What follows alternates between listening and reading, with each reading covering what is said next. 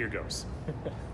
What's before us now is the 1.5 scenario, the $2.50 a month scenario, with some additional things added to it, specifically restoring the cuts to transit that we made back in July, and sustaining the low-income transit pass at $5.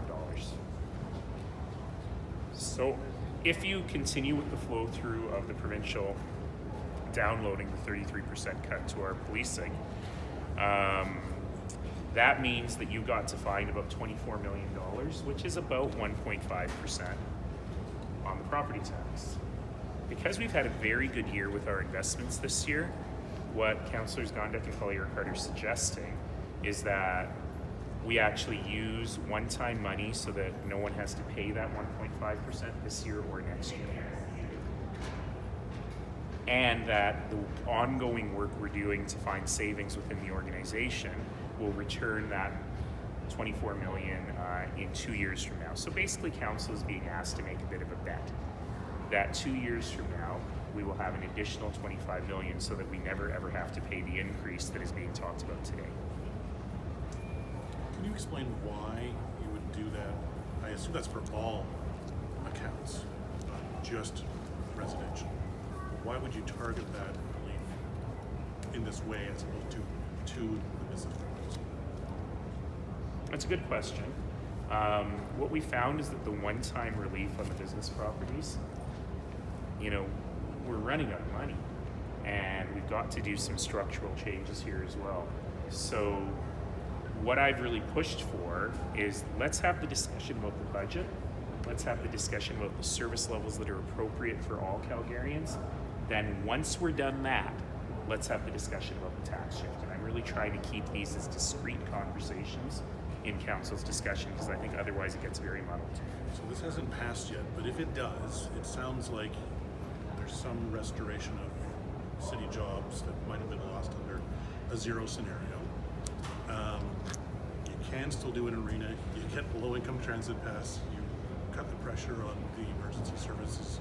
You get it all for the low price that can be filled in a couple years down the road. Hoping that there are $25 million in cuts further down the road. But it does mean that you're really putting city administration a bit behind the 8 ball, because 2 years from now, for the 2021 budget, it is going to be critical for council at the time to either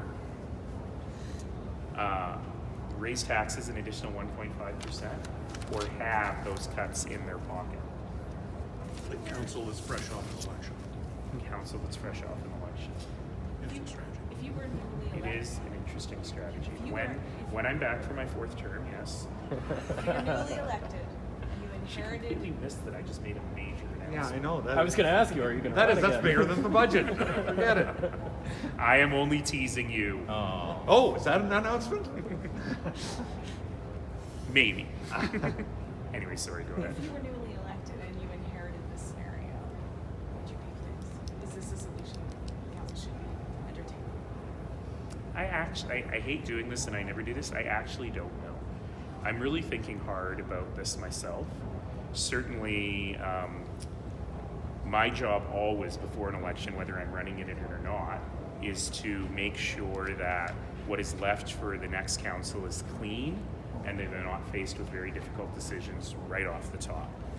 And so if we were to move forward with this, I would work very, very hard with administration, with the consultants, to make sure that package is ready for whatever council comes in 2021. You said you would need $75 million in savings in 2022. You need, underline, need 24 million. That must be there. There's also talk in the motion that we should try to find an additional 50 million. That is not as critical, but if we make this decision today, you actually must have the 24 million, or you must be willing to increase taxes 1.5% right after an election. So I know the consultants are coming in 20. But when you think of the economic times of the past 5-6 years, what could drive this scenario into a great deal of difficulty? Well, so the thing is that we've been doing this for a long time. You know, famously, when I leave City Hall at night, I turn off all the lights. And we have really built in a very cost-conscious culture around the easy stuff. So, you know, typically when these consultants come in, and we had something handed out to us at council a few months ago that said, you know, you have to look at your cell phone bills, you have to look at your printing, you have to look at your energy efficiency. And so these are sorts of things that all consultants will start with. That's kind of the checklist. But we've long ago done all of that here. The low-hanging fruit has been completely picked. And so right now, as you see in the budget, we're actually looking at service cuts. You know, I always say that the number one and number two things people complain about in my office are things that are never ever talked about in scrum: snow removal and dandelions. And you know, I think one of my colleagues said, "Name the biggest dandelion after me." This is actually a quality of life issue. People hate it, and we are in fact going to have more dandelions. We've canceled New Year's Eve. You know, I'm working hard to restore Canada Day. Things that, you know, make people happy, that are free, that they enjoy about living in the city. And so we've got to be really careful because the low-hanging fruit's been picked. We're now picking fruit that people want to eat, so we're actually really impacting people's lives. And so we have to have a real leap of faith that with new technology, with automation, that there are ways to transform the deliveries of some services beyond what we've already done. But you've got to be really confident that that's true. And given that, you know, so many of our staff are frontline workers, you can't have an automated police officer, an automated firefighter. We already have completely online permitting processes for businesses. And so you have to really be confident that there's something that we just haven't seen, despite all these years of efficiencies and cost cutting, that is out there. Or you have to say, look, people are going to have to live with a lower level of service, or people are going to have to pay a couple dollars a month more.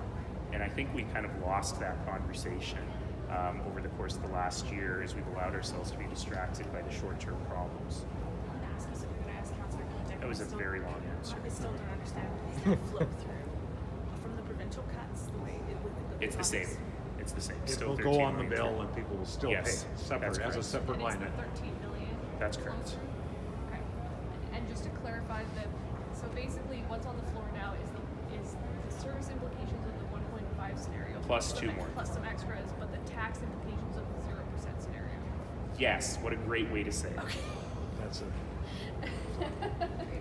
There you go. Now, if only I could have done that in there. I will add one other thing. It's the service implications of 1.5 plus a little bit. It's the tax implications of 0, but it is a short-term debt problem that needs to be paid back in 2020. All right? In the 2021 budget.